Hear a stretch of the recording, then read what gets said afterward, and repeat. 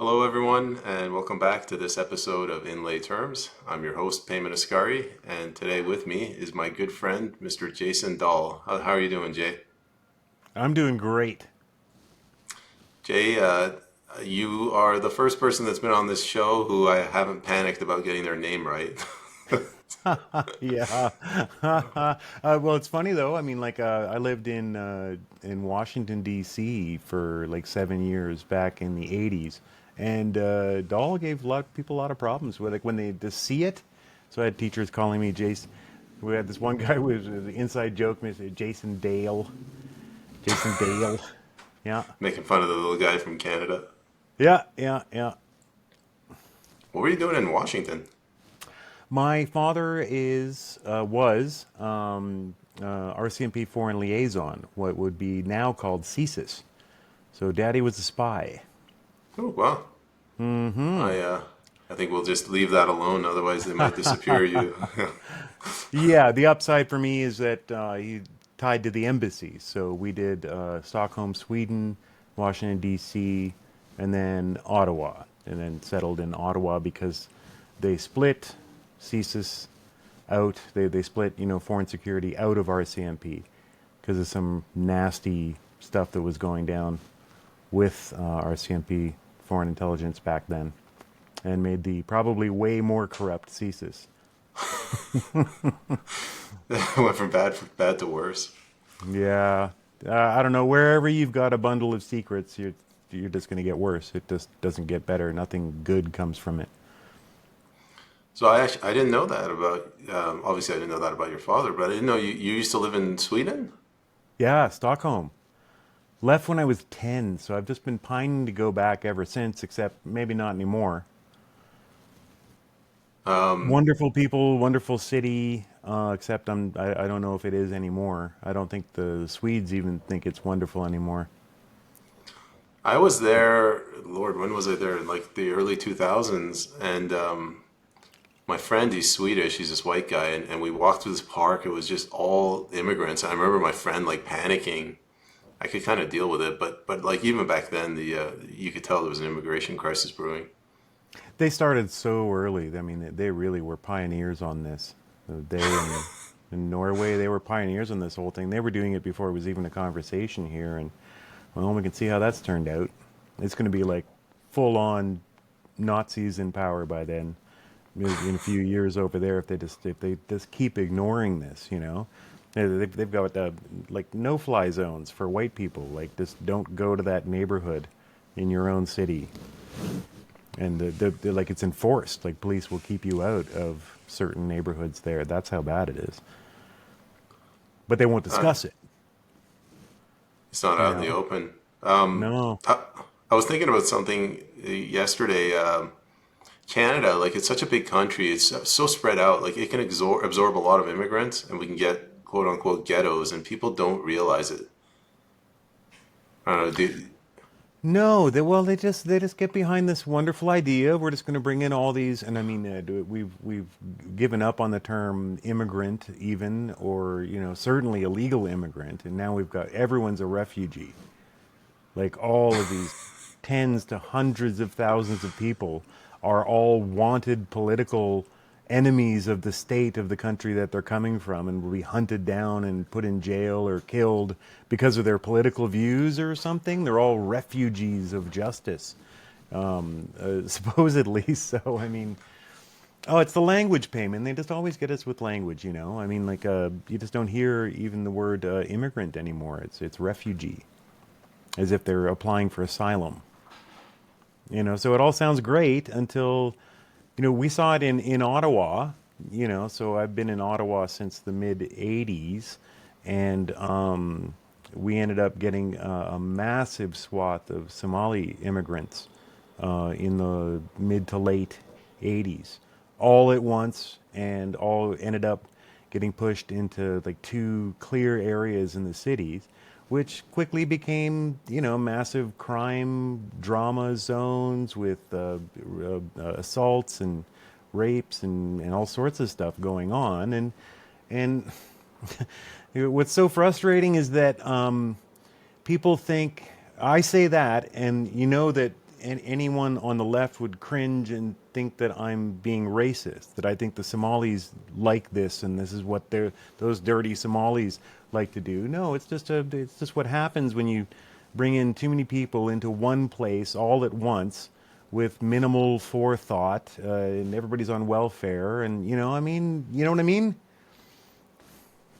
Yeah, it's well, I mean, it's like it's multiple problems. On the one hand, by the way, we totally didn't ease into this. We just hit the ground running on this, but Oh yeah, um, yeah. uh, Your guy edits, right? So we can yeah, we'll push leave. this to the end of the Yeah, episode. yeah, And, yeah. And I know I've said about three non-YouTube words already. Um, so yeah, uh, we can finish our thought, and if you want to do like intro or whatever, that's fine with me. Yeah, no, that's fine. I think the yeah. audience will get a kick out of this. What were we talking about? Yeah, But so yeah, it just seems it's inevitable. Like if a bunch of white people suddenly like totally just all desperate, totally broke, totally lost, thousands of white people got into a rubber dinghy to float across an ocean to hopefully have something nice happen when they get to the target country. The same thing would happen. The exact same thing would happen. Put them all on welfare and all into one neighborhood, and you'd get the same things. You get crime, you'd get injustice, you would get, and you put them all in one neighborhood, and we'd all be speaking English forever and being Christian at the country that we're in, no matter what religion they generally are. We would land there and become Christians and want to have our churches built, and we'd want to have our language respected and our culture respected because we're all together. Whereas normal immigration brings in a few people and plops them where they're needed, and you need to show that you have somewhere to go. You need to show that you have a job. You need to show that you're of benefit to Canada. And you're going to end up all over the country, and you're going to end up being a wonderfully settled Canadian, especially by the time you have kids. They're going to come out 100% Canadian.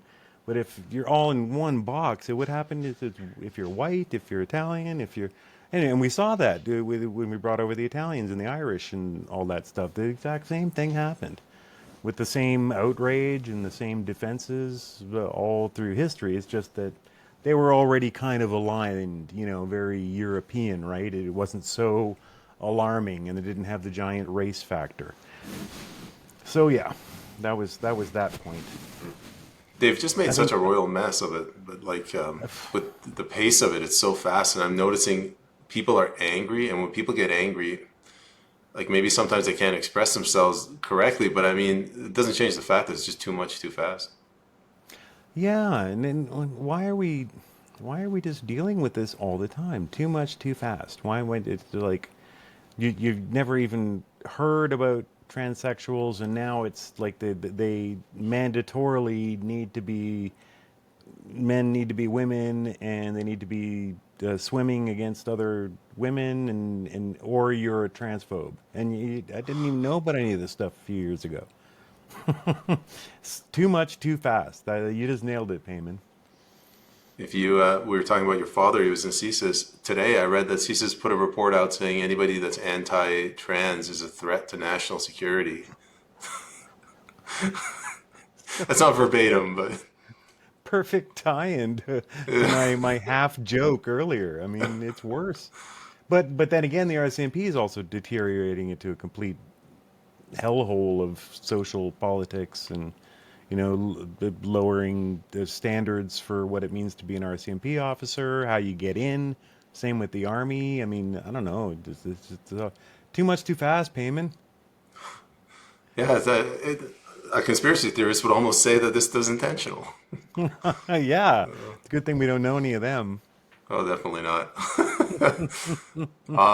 I guess moving on, we'll come back to these heavy hitting topics. But so you Yeah. were in Ottawa. Tell us where you are now. So yeah, I was in Ottawa from 1986 until 2023. So heck of a run.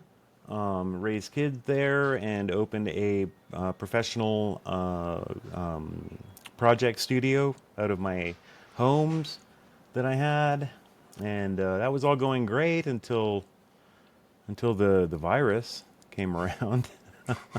And so I was in the shadow of Parliament Hill when it was all going down, and I started the Super Spreaders YouTube channel with my best friend from Ottawa, who had 15 years earlier moved up to Whitehorse in the Yukon. Oh, this camera, I think it's got. What was that? I thought that was on your end.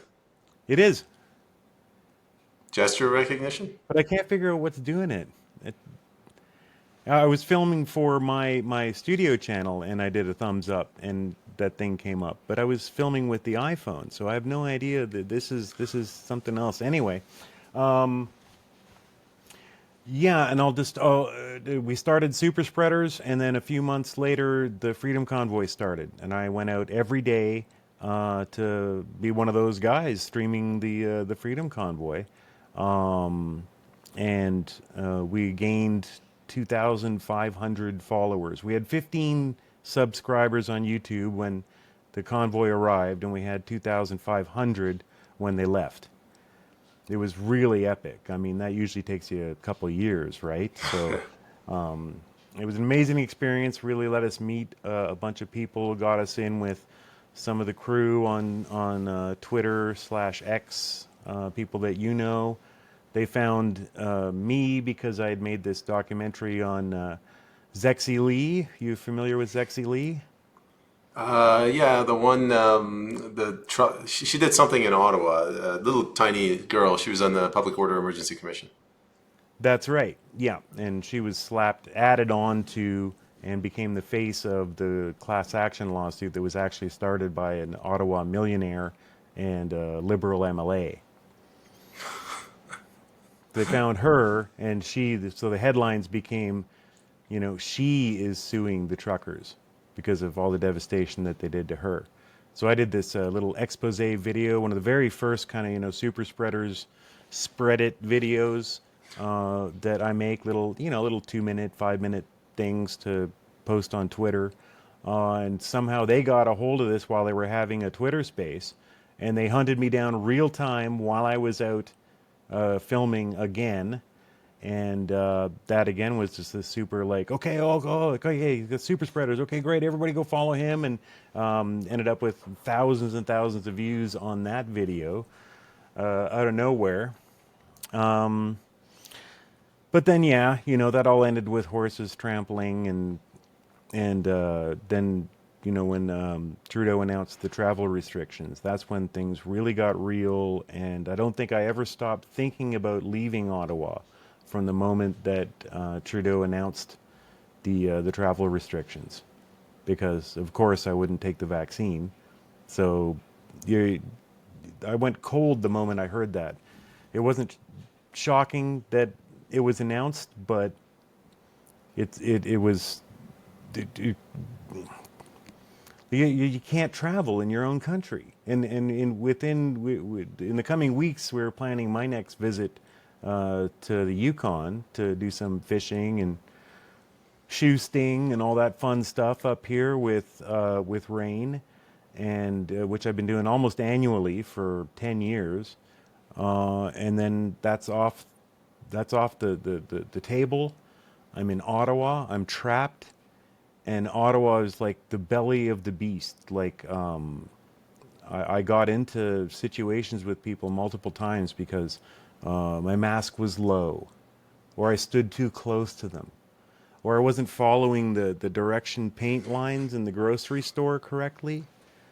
And it hits you. Your prime minister, the leader of your country, comes on and tells you you can't get on a train, you can't fly, you can't visit anyone. You're hearing all these stories. People can't enter this building. They can't see people in the hospital. They can't do this. They can't do that.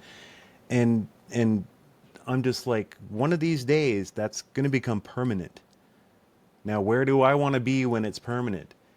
In Ottawa, you can put out a couple of cop cars, 4 cops, and that's 4 city blocks completely shut down.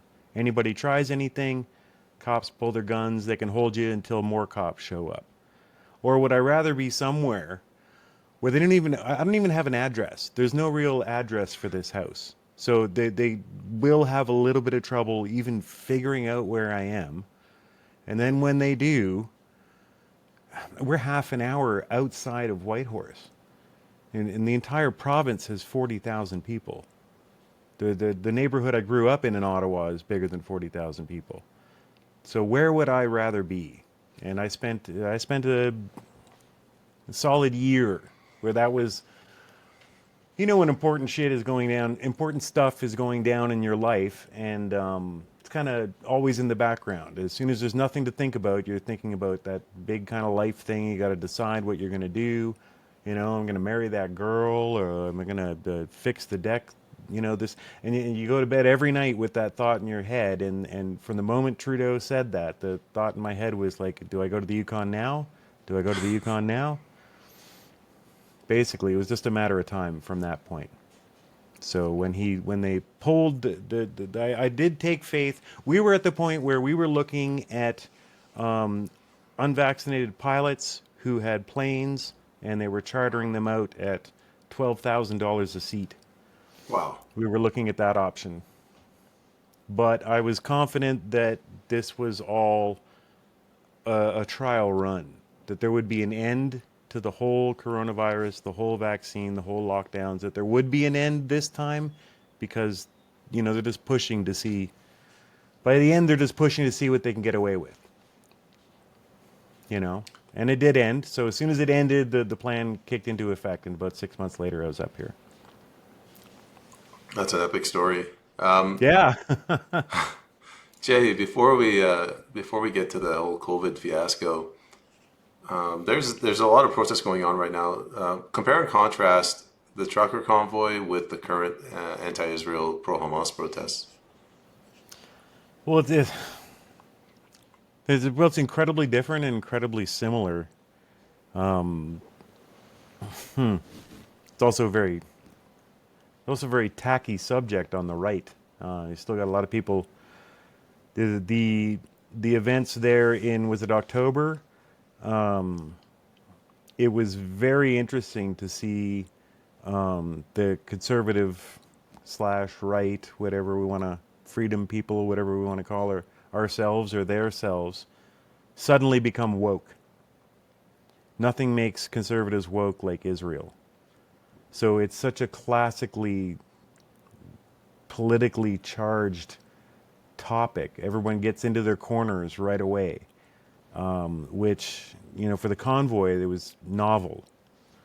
Much like the virus, it was an entirely novel situation with new attacks on freedoms that were not there before, bodily autonomy issues and business issues, a forced international lockdown. Whereas the events in the Middle East, to me, as a 50-year-old, I was just like, oh well, gee, we were overdue for something over there. Too, man. Every few years, some stuff goes down, and we were on a real drought.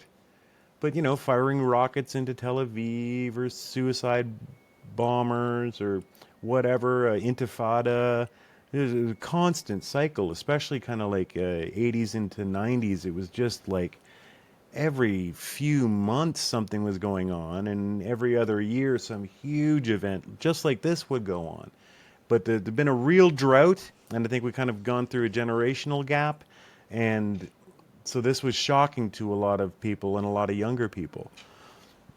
So they're very different in that respect. Though at the end of the day, I mean, I'd be a hypocrite to say that anyone shouldn't be allowed to protest. You want to protest Israel's actions? Protest. You want to protest Palestinian Hamas actions or whatever? Protest. Right? I mean, that's what the fight was about for the Freedom Convoy.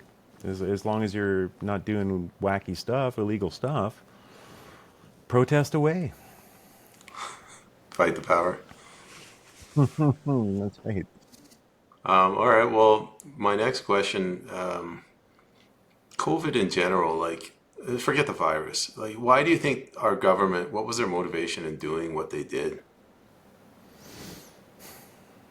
Yeah, you can really, without getting into conspiracy, there's no need to. The reason that they did why they did is because they were conditioned to do that. The run up to the virus being announced was so well rehearsed and so well trained for, with increasing intensity, up to just within months of them having, their full tabletop exercises with major leaders from government and media, social media, all invited, all practicing and rehearsing what to do when they openly addressed in all their tabletop exercises what to do. There's going to be people that are, those crazy anti-vaxxers and conspiracy theorists, and they're going to argue about this. What do you do? And social media and news media were taught how to actually run through and carry out campaigns of slander and lies against those who ask, scientific questions. The whole idea of this believe the science this is all just drilled into all parties involved. And you don't even need some kind of weird conspiracy theory. It's just that they all thought that they were saving the world. They all thought they were saving humanity. They don't need any dirty motivation. They don't need to, oh, I'm with Pfizer, I'm going to make them rich. I think that's what the supporters of all that was done, that's what the kind of accusations they levy against us. There were Alex Jones, conspiracy theorists, and how can they all be in on it and stuff. They all think they're doing the right thing, right up to morons like Justin Trudeau. He really thinks he's a hero. His anger at the unacceptable opinion Canadians that are all racist and misogynist and all that's real. He really believes that. So you don't need a cabal. You don't need a conspiracy. Everything just went into place the way that it was drilled into everyone, exactly how it was going to go into place. And you can go back a couple tabletop exercises. Trying to go back. I'm trying to remember the names. They all have weird names. Dark Winter, I think, was one that actually had scenarios for each government and media to address. What if you have a giant popular uprising that captures the spirit of the country and the imagination of the country? How are you going to battle that? Do you A, negotiate, B, back down, C, send in horses and never talk to them and call them all racist, right? And to me, I've got no proof of this, but considering how you would have run a seminar like that, I think each country and government was given, A, B, C, or D. Try out New Zealand and Canada. You guys try out the horses trampling. You guys try out the using GPS to track people down and find out where they're walking. You go and you're going to do the D, right? America's going to get the B. Everybody's going to kind of like talk big but back down because it's frickin' America, right? You go tell Texans you can't go 50 meters from your house, right? And so I think everybody knew what part they were playing. They were given cards, and they had choices to make. But they only had those confined choices. That's conspiracy theory. I'm making that little last part up, but they've been training for it for decades. You mentioned populism. I'm jumping all over the place, but I'm just going to throw a couple names out. The Slovak prime minister it was an attempted assassination on him. Geert Wilder of the Netherlands, he's going to form a government, so that's a win for populism. But do you think there are going to be escalations of violence against populist leaders? Traditionally, always has, right? I mean, it just the word populist now has been converted and perverted to mean somehow right wing or fascist or something, but there's no shortage over here on our side of the pond for that. To me, populism is acting for the people. So John F. Kennedy was populist in a more liberal way. Roosevelt populist in a more classical big government liberal way, right? New Deal and all that stuff. But that is with the intention of helping the people. And most people don't know that there was a damn near successful assassination attempt on him as well. So to me, yeah, it was the governor of, was it Florida or was it in Florida? The guy died. A sitting government official died in the assassination. 5 people injured, and it's just wiped from history, which is bizarre. And it actually changed my outlook on Roosevelt. I thought he was a bit of an aristocrat tool, and that New Deal stuff was probably dangerously socialist-y. But I've mellowed on that a bit, and especially if they tried to kill him, he might be all right. But yeah, I would honestly expect it if they can't engineer. I'm saying the they thing. If opponents can't engineer losses for them, then I mean, eventually they do get desperate and make attempts or send messages. You don't have to kill the guy, but you can make other people go away, and that might be enough to send a message. Wake up with a severed horse's head in your bed. Might be time to Yeah, resign. or your family fell out of a window onto an exploding bomb. It was such a tragedy. Just the so I really hope not. I mean, Payman, I spent a lot of my time hoping that increasing violence is not in our future. We got to get things turned. We got to get around the corner here at some point, because I mean, violence is inevitable if we just keep going like this. Everyone's screeching at each other. I was going to ask you about. I'm going to generalize what you do, but you're very much into the Twitter space, X space sort of environment, the podcasters. How are things going on the right end of the spectrum? I just don't have time to follow it all. It's going in a way that's made me take a break for about 3 months. Without a very specific issue for everyone to cling on to, without something like the convoy and the lockdowns. Trudeau is a good lightning rod. He's always there. The people that are more classic liberal, right, center, all these names, we know the kind of people we're talking about. Bloody hard to organize.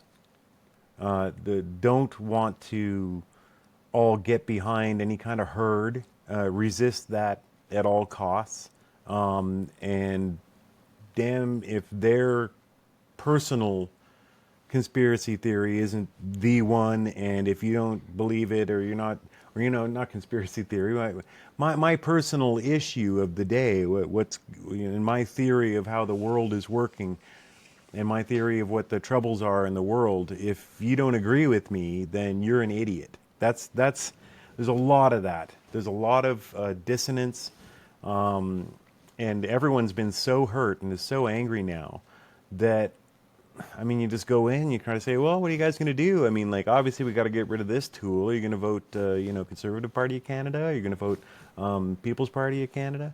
Oh, it's all uniparty. It's all a lie. They're all just, there's the Kremlin's spending, whatever. It's like anything to, getting to a point of we tear it all down kind of attitude, IDGAF, tear it all down, they're all liars, which is, to me, it's like, okay, do you have a blueprint for how we tear it all down? Do we start by unscrewing the bolts that are holding the patio together? What's step one in your great plan to tear it all down because you don't care anymore? And nothing. There's just never anything. So I've spent months going in and hosting spaces and getting into spaces, going okay, here's what we got to do. You got to get on your library board. You got to show up and to your local caucuses. You got to run for the whole system's screwed. Why would I do that? And it's like, what do you want to do instead? Is it just more like angry man, old man yells at cloud kind of stuff? Where we've got to face up to it. You got to vote for somebody. The reason we're in this pot is because we slept for 4 or 5 decades. So to fix this, I'm sorry, but you're going to have to go out and join the political system and take it back, and it's going to take a while. But I'm just seeing a lot of anger, a lot of disorganization, a lot of distrust. Certainly with, I'm in one kind of crowd on Twitter, right? But it seems to be hard to hold people together. There's lots of suspicion. There's lots of distrust. People are hurt and angry over what's happened, They're distrusting. What's your take on that? How are you feeling about that? You're going to enter into the political race soon. You're going to be an election year next year. Yeah, don't remind me. I like the Twitter Spaces. The host is always late, and then he comes on and he's just stammering on like rustling papers, and then finally it gets going. Three people are talking over each other, and then it's your turn to go, and you're like, "Should I go?" And they're like, "Don't ask, just go." It's just absolute chaos. It's chaos. And then they're like, no hands tonight. So then I start talking. And then someone chides me for talking over someone else after I just listened to 10 people screech over each other about benign nothingness, Like I say, I'm always there to try to get an action plan and try to get everybody focused again on something. I'm trying to keep my pill at least gray colored, you know? And I think there's lots of people that want a structured approach. It's just tricky now. The trust has really been burnt away. The hope has been burnt away, and I mean even the good news that the Conservative Party is polling better than the Liberals. Well, that's great news. I won't be voting for them, but that's great news. And anything's better than this. Anything. I'll take the clown party. I'll take the cheesecake party. Anything over this. You know. But I'm just hearing people saying like, I'm not going to vote. There's no point. Uniparty, tear it all down. It's been too long, and people are kind of sick, I think, a little bit. So I'd like to find a way. I'm currently now kind of revisiting ways that I can try to maybe be a little more neutral, maybe get people to pay attention to, say a film I make or something, but not be inflammatory, right? And try to put some attention on a way to where people can get back to talking to each other. I mean, both the left and the right in this discussion, eventually we're going to have to talk to each other, or we're going to have to start shooting each other. Right? I mean, that's inevitable. It's the only two options, so we might as well start talking. Yeah, I find what I found is it's a lot easier to complain than to go read, 20 hours worth of some PDF on the town hall website and then go attend 60 hours of town hall meetings. And like, it's just easier to just say, Justin Trudeau's a loser. Yeah, it's all screwed. It's all uniparty. Let's burn it down. Yeah, well, that's exactly, and that's what infuriates me about it. It's easy, and we all feel it. I certainly feel that several times a day, just reading headlines. But then it's like, it. I think we need to get people used to facing the question of what we're going to do, specifically, like step one tomorrow. What do I do, actually specifically, not just flowery talk of doing a this or a that, or we'll make a website, or we'll something or other. Tomorrow morning, what do I do to get my country back? What do I do to open up dialogue with people that are, that I'm starting to treat as if they're my enemies, but they're fellow citizens of my country. They're the sons and daughters of, the generation that we're sons and daughters of. Just a few years ago, these things weren't arguments, and now they're tearing us apart. So there's got to be a way to get back to it. And when people are complaining, I'm like, yeah, me too, rah, rah, pisses me off too. But tomorrow, what are we doing about it? So up here for me, I'm going to be joining the Yukon party and trying to get into meetings and get involved. Nice. Need my car first, though. What's the Yukon party? It's it's like the UCP. It's the Conservative Party except the provincial arm. Cool. Are you planning on running? Easy now. Trust me, it's Easy now. super easy. It only takes 10 hours of work a day. Yeah, until election time. Oh, I almost ran in Ottawa when I saw that PPC didn't have a candidate in Ottawa, and they just last minute got somebody in Ottawa. So I was tempted, highly tempted. We'll see. I mean, we'll see. The point now is to just get in there and get known and start working on things, and then maybe eventually get on the board and get voting rights and start steering and being able to speak and influence the way that politics are done at my local area, because we've got a highly active, crazy left up here. Now we got rainbow sidewalks downtown. I remember, so I ended up visiting twice in 1 year a few years ago. And it was gay pride when I visited the first time, and it was apparently gay pride again when I visited the second time. It was like half a year apart from each other. So, how I do you mean, know? How do you know it wasn't the same gay pride parade? maybe it never ended, right? Yeah. Just, gay pride, well, they got a month now, so maybe it's just permanent.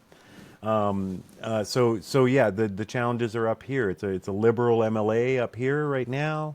It's all kind of liberal, and the same threat that everywhere faces as the city grows, to keep some kind of balance in power.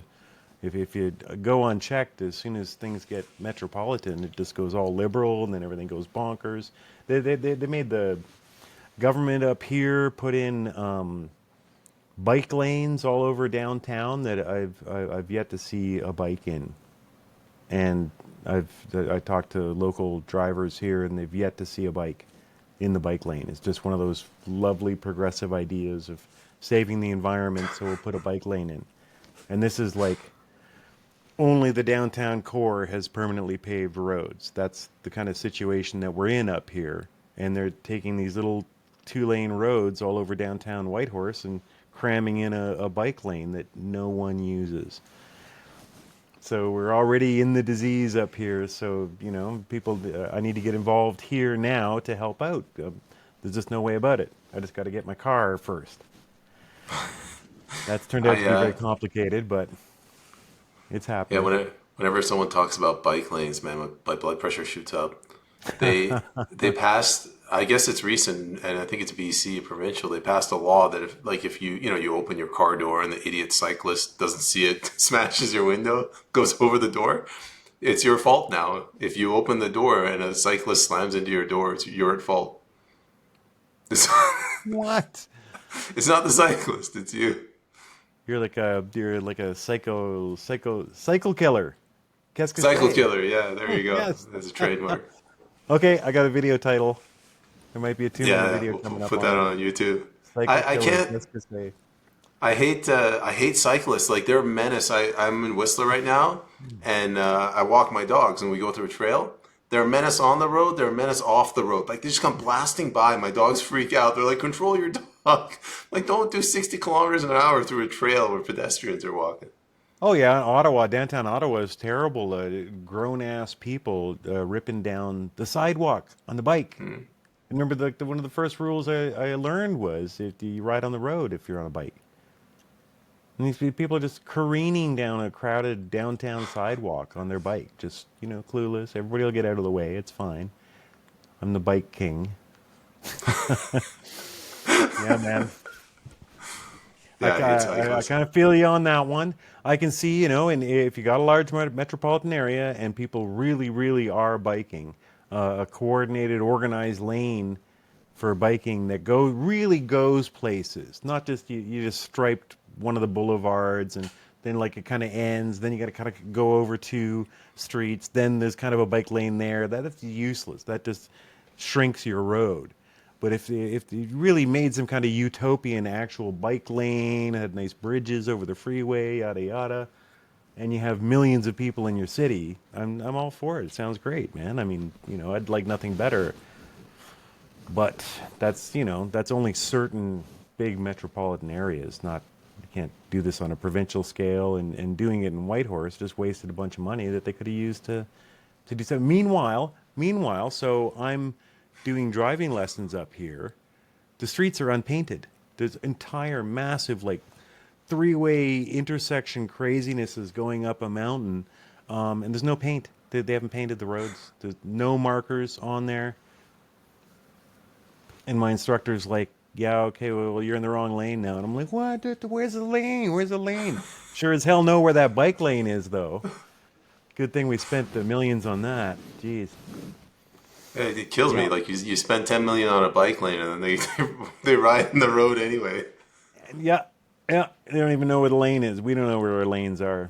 Yeah, it's crazy. So exactly, the point. And they got, they, the Conservative Party fired their MLA up here for speaking out against lockdowns, or the candidate. He was very popular. And they quickly replaced him right before the election, and the Liberal won just by a whisker. In fact, a lot of people blame the PPC for splitting the vote. Yeah, well, that's, but anything happens, the PPC gets blamed, your computer shuts I down. know. Yeah, yeah. You split the vote. Yeah, yeah, yeah. You'll split the vote, or like, yeah. You're right. PPC gets blamed for everything. I wonder if they, like, back in the day when Spartacus revolted, they blamed him, like, oh, we're getting whipped because of you. Should have remained Yeah, yeah, slaves. yeah, yeah. Yeah, which I've never found to be much of an argument. I mean, you vote for the person who is saying they're going to do the things that you want to do. That's it. There's just really nothing to be done about it. If that happens to change the balance of an election, I mean, fine. It sends a message. It sends a message, you know. This is what, all of a sudden 10-15% of people are aligning with this new party that's saying stuff that's so different to what the party in power is saying. It sends a giant message. Yeah, I mean, people are entitled to their opinion. So if they say, if they're not voting PPC because they don't want to split the vote, I don't call them idiots or anything. It's fine. No, no. And I understand the desperation. The alternative is Liberal NDP coalition again. Again. Yeah, I'm And just tired of this. guaranteed Yeah. internet censorship and guaranteed MAID and guaranteed everything. We all know. Yeah. Did you know? I just found this out through one of my guests. Did you know that MAID it wasn't passed by the Parliament? That's through the courts. Did you know Like that? it was a court ruling on its constitutionality? Everything trash in Canada comes out of BC. A BC Superior Court judge said that it's violating the doctor's charter rights to not allow him to kill his patient or her patient. So that's why we have MAID, and that's why the Parliament can't strike it down. They can't restrict it to, like, they can't say don't kill minors or don't kill the disabled. It just gets shot down.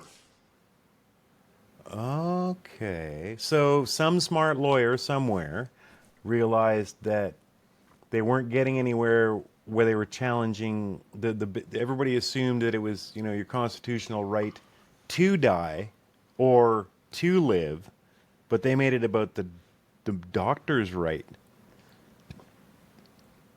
to I make the think decision. this all started with Roe v. Wade. Like it drives me insane. Whatever people's positions are on abortion, I don't really have one. Like the Constitution in the U.S. says, the right to bear arms shall not be abridged, and then they just abridge it all the time, or it shall not be. Is it abridged? Whatever. They can't violate that right. They violate it all the time, and then there's nothing in there about abortion, and they give aabortion. And the reason I Mm. say that, and I want your opinion on this, there's nothing in our charter about MAID. There's everything in the charter about mobility rights. They look the other way with mobility rights. Yeah, I mean, it's the implementation because I mean this has been going on like since like the Kevorkian days, right? And usually the argument is we've got old people living in pain every day, unending anguish, and you hear so many people say like, "Oh, geez, if I ever get like that, just pull the plug," right? So I mean that's what they're standing on, but we've never gotten to the point. Now it's just, again, too much too fast. It's just turned into this like an app on your phone. I want made. Bing.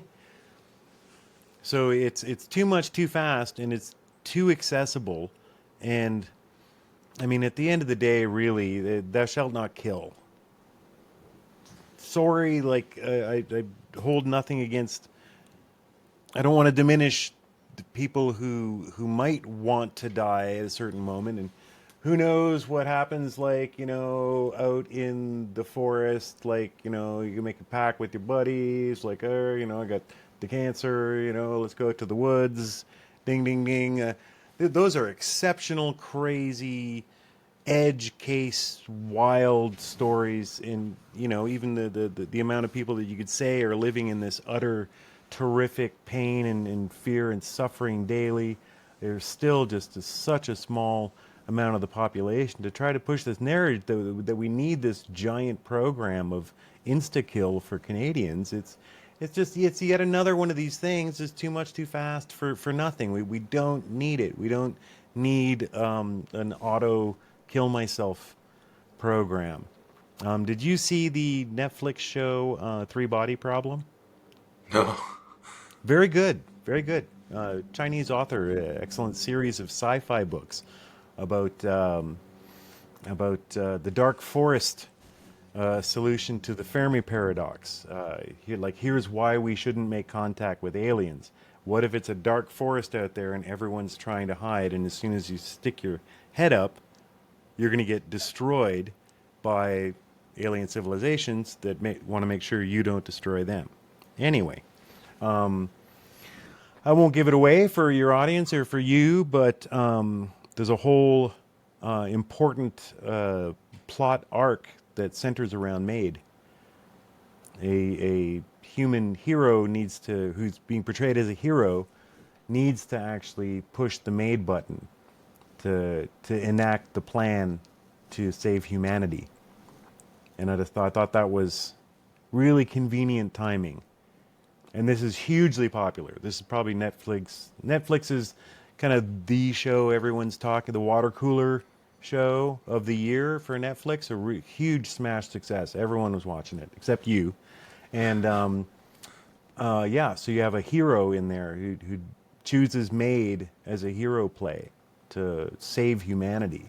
And it just, really good timing there on that one. So he No idea if that's saves. in the book. I don't Yeah, understand. He saves humanity by killing humanity. yep, you'll have to watch it. You'll have to It watch it. It's a sounds trippy like show. It's a really big concepts, really cool show. It isn't overly annoyingly woke. It just kind of tells the story, and it's got big ideas. Very cool show. Very cool show. Yeah, highly recommend. But just saying, how many times in history do we look back at movies and television shows and we suddenly see, like the Arab terrorists popping up, 24, things like that happening just in time, just when you need to pass the Patriot Act, you know? I hated 24 at the time because I was a lefty. But man, I went back and I watched it. Jack Bauer just torturing people for information. That's solid entertainment.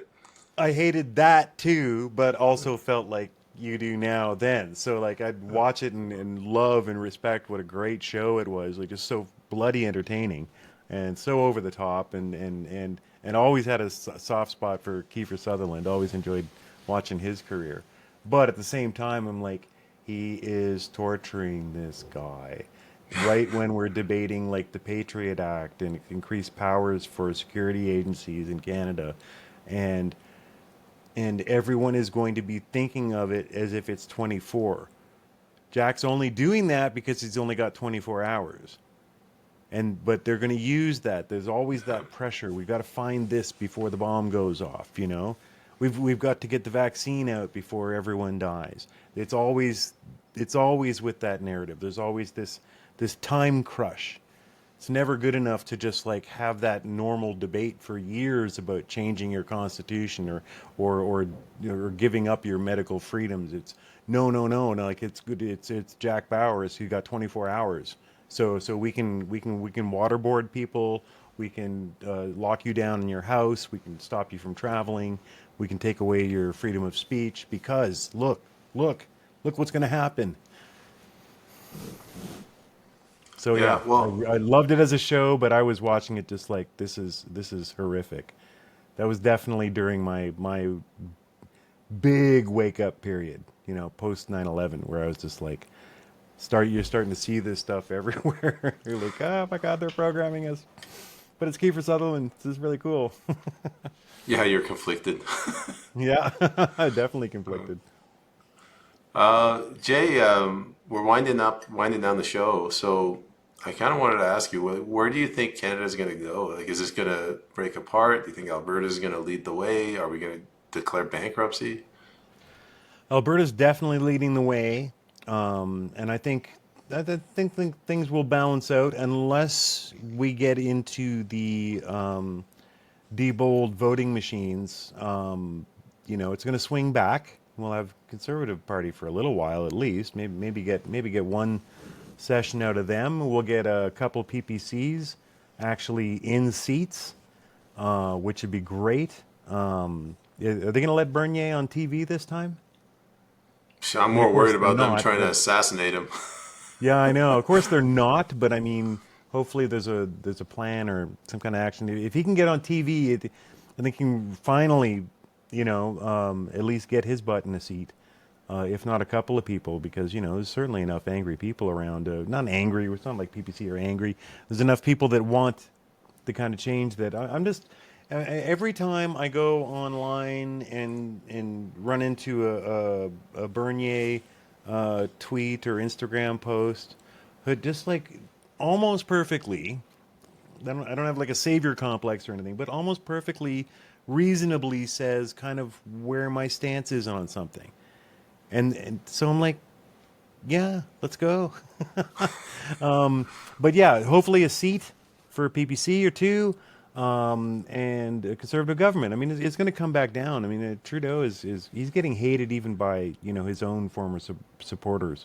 So, we'll get a cycle. We'll get a chance to get back, and I still have hope. So I think we're going to get to a mellower place for a while.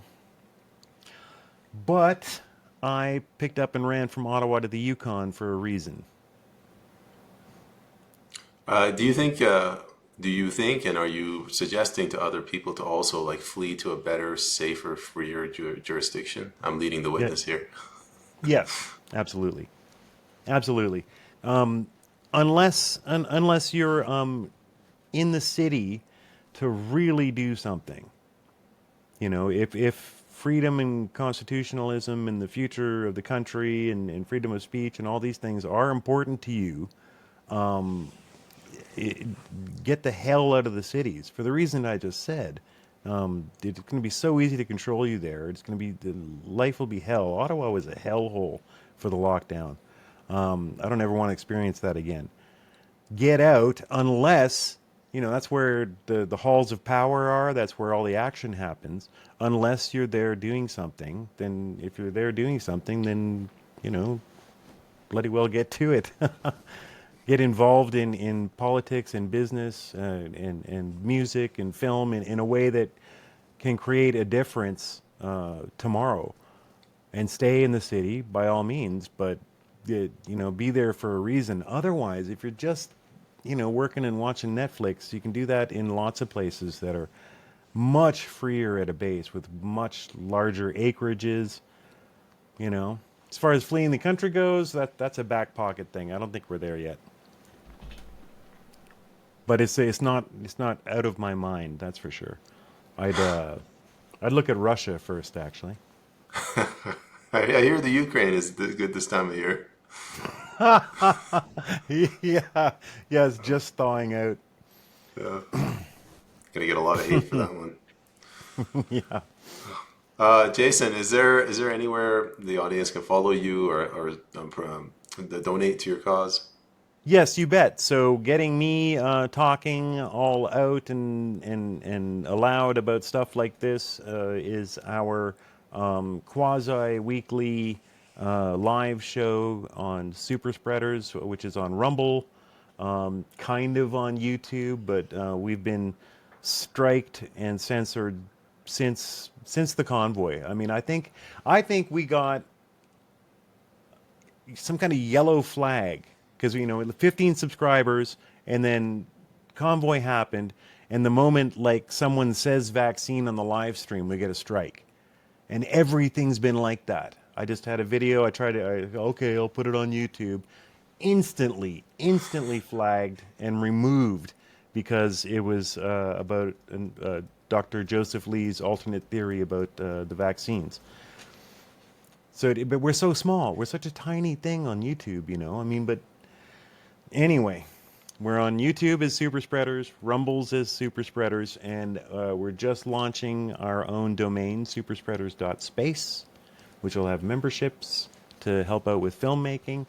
And for regular film production and documentary filmmaking and music making, I have my own business, Dahl House Studios. Dahl, like my last name down there. Dahl House, right? Huh? Yeah, yeah. I just got that. Yep. When I was in Ottawa, everybody thought it was Dalhousie Studios because there's Dalhousie Street in downtown Ottawa. Yeah, and so much more content coming there, and you can see a lot of my film work by going to CanadianPatriot.org or RisingTideFoundation.net, which is Matthew Ehret and Cynthia Chung, Canada's brilliant historian power couple from Montreal. I've made about 20 videos with them so far, and they're starting to get into like kind of the epic hour-long giant BBC documentary scope. They're starting to get really, really cool. So yeah, that's how you find me. Well, good stuff. And you forgot to mention the epic video you made for the NCI. Yeah, right. Yeah, we didn't touch on NCI. So I got heavily involved with NCI, where at first we have contacts with some of the people that were pretty high up in I guess you could say they were pretty high up in the Freedom Convoy, and they were barking in our ears that this was a giant Conservative Party conspiracy to try to get back votes from the further right elements of Canada and kind of save face from how crappy they had been during the whole pandemic and Andrew Scheer and O'Toole and all that weak period. So I went in with a bit of trepidation, but then saw the very first episode, and you had what's his name, Preston Manning, announcing it, and then right into Jordan Peterson doing the kind of forward for their first kind of launch video, and then actually watched one of the sessions where you're actually seeing testimony from real Canadians and how they were hurt by the pandemic and the lockdowns.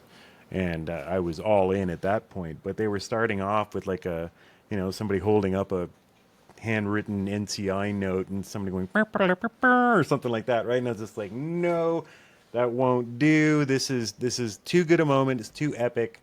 They need a full-on, film, TV intro banger. And I made like a little 30-second clip that you'll still see to the start of just about every single video that they have up. And yeah, it kind of could put me in the good books with NCI. And when they came to Ottawa, I was still in Ottawa then, so I attended all the Ottawa hearings and starting up again at the end of this month. Yeah, it's going to be good Yeah. stuff. It's going to Yeah. see what they can put out. Yeah. All they got to do is, there's been some like weirdness with them and kind of who's in charge and who really owns the name, and so some weird like corporate political stuff. My Freedom Convoy guys might have been right all along because things got weird, but all they got to do is just put the testimonies back up. It happens automatically from there because you're just listening to Canadians. We're hearing each other talk about hearing about other experiences that were like ours or wildly unlike ours, but devastating. And it's, I'll just start sharing that again, and it'll take off again. I think the NCI team might be selling themselves short. Like the impact they've had on this country. To this day, I'm still citing videos and clips from the testimonies in my day-to-day communications. And that was the true plan, and that's why they identified to go with the full kind of grand jury format, or full, like, I swear to tell the whole truth, and lawyers asking questions. Sean Buckley and some of the others that started it, they're all lawyers. I think Preston Manning's a lawyer, I believe, and Chess Crosby from down east, he's a lawyer. So they identified early that this would just be like Swiss cheese unless they did it as a deposition, which was genius because, as you just said, it's creating this record you can quote forever. It's unimpeachable. It's what they said. It's videotaped. The questioning is done. Certainly, we kind of know generally what side of the fence everybody was on, involved with the organization, and kind of where they were going with it, but you don't know that from the questions. The people are just asked open, honest, non-biased questions, and they tell their stories, and it's irresistible, and it's something that I hope in the future will lead to a grand jury, and if there ever is one, they'll pull on that kind of testimony. They can refer to that, and they can quickly have a list to call everybody back up. It's genius. Convoy 2.0 is kind of the nickname for NCI. Yeah, yeah. I think the two things that happened in the last 4 years in Canada that I'd say were monumental. One was the trucker convoy, and then the other one was the NCI. And so proud, Is, and like we were touching on hope before, it gives hope. Canada did the convoy. We seem so meek and we seem so totalitarian, but we did the convoy, we did the NCI, and we're doing it again. yeah, we're leading the way. Yeah. Oh. Well, Jay, I want to thank you for coming on the show and sharing your story with us. Honored to be here. Thank you so much. All right, have a good night. You too.